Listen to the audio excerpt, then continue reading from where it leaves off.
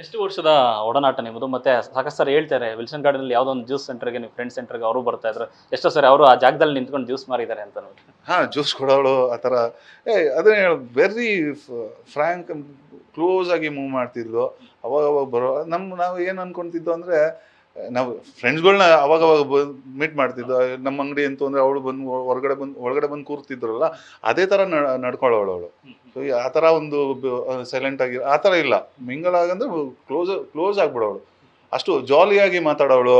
ಈಗ ನನಗೂ ಅಷ್ಟೇ ಕೆಲವೊಂದ್ಸತಿ ಶೂಟಿಂಗಲ್ಲಿ ಸಿಟ್ಟು ಬಂದಾಗ, ಅವಳ ಮೇಲೆ ಕೋಪ ಬಂದಾಗ ಇಮಿಡಿಯೇಟ್ ಆಗಿ ಟರ್ನ್ ಮಾಡ್ತಿದ್ಲು, ನನ್ನ ಮೂಡ್ನೇ ಚೇಂಜ್ ಮಾಡ್ತಿದ್ದ, ನಗಿಸೋಳು. ಸೊ ಆ ಥರ ಒಂದು ಕ್ಯಾರೆಕ್ಟರ್. ಅಯ್ಯೋ, ಈಗಿನ ಪವಿತ್ರ ಎಲ್ಲರೂ ಕೇಳಿ, ಈಗಿನ ಪವಿತ್ರ ನನ್ಗೆ ಆಗನ್ ಪವಿತ್ರ ಗೊತ್ತು. ಅವಳು ಅಷ್ಟು ಕ್ಲೋಸ್ ಆಗ್ಬಿಡೋಳು. ಒಬ್ರ ಹತ್ರ ಒಂದು ಸ್ವಲ್ಪ ಮಾತಾಡ್ತು ಅಂದರೆ ಅಷ್ಟು ಕ್ಲೋಸ್ ಆಗಿ ಮಾತಾಡೋಳು. ಬಟ್ ಈಗಿನ ಪವಿತ್ರ ನಂಗೆ ಗೊತ್ತಿಲ್ಲ. ಸಿನಿಮಾ ಅಂತ ಬಂದಾಗ ನೀವು ಹೇಳ್ತಾರೆ ಎಷ್ಟೋ ಸರಿ ಬೈದಿದ್ದೀನಿ ಅಂತ ಅಂದ್ಬಿಟ್ಟು, ಅಂದರೆ ಅವ್ರಿಗೆ ಸಿನಿಮಾದಲ್ಲೇ ನಿಂತ್ಕೋಬೇಕು ಅಂತ ಆಸೆ ಇರಲಿಲ್ವಾ? ಅಂದರೆ ನಟಿಯಾಗಿ ನನ್ನ ಹೆಸರು ದೊಡ್ಡ ಹೆಸರು ಮಾಡಬೇಕು ಅನ್ನೋಂಥದ್ದು. ಅದು ಹೇಳ್ತಿರೋದು, ಅದನ್ನ ಹೇಳಿದ್ಕೆ ನಾನು ಜಾಸ್ತಿ ಬೈಬೆ. ನೀನು ನಿಜವಾಗ್ಲೂ ಆಗಲ್ಲ, ನೀನು ಇದು ಬಿಟ್ಬಿಟ್ಟು ಬೇರೆ ಏನಾದರೂ ನೋಡು ಅಂತ ಸತ್ಯವಾಗ್ಲೂ ಹೇಳಿದ್ದೀನಿ ಇದನ್ನ, ಆಯ್ತಾ? ಅದು ಎಷ್ಟೋ ಸತಿ ಹೇಳಿದ್ದೀನಿ ಅಂದರೆ, ಯಾಕೆಂದರೆ ಅದಕ್ಕೆ ಅಂತ ಒಂದು ಹೋಮ್ ವರ್ಕ್ ಮಾಡ್ತಿರ್ಲಿಲ್ಲ ಅವಳು. ಅಂದರೆ ಡೆಡಿಕೇಶನ್ ಇರಲಿಲ್ಲ.